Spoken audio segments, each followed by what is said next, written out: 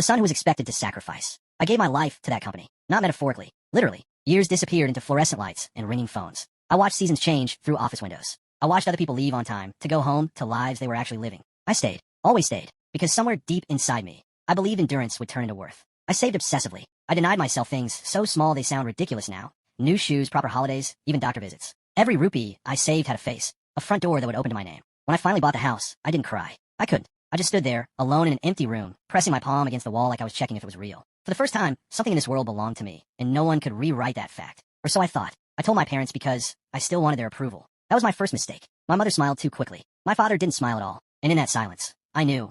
I'd stepped into familiar territory where my achievements were merely raw material for someone else's happiness. She deserves it more, my mother said softly, as if kindness lived inside the cruelty of the words. My sister, the golden child, the one who never had to prove her exhaustion, never had to justify her failures. Life bent itself around her needs, and my parents followed its curve obediently. She struggled, they said. She's sensitive. She's family. And me? I was strong. I was practical. I could manage. They spoke like my strength disqualified me from comfort. I told them I earned the house. My father looked at me as though I'd committed a moral crime. Why are you counting? He asked. Family doesn't count. But they counted when it came to me.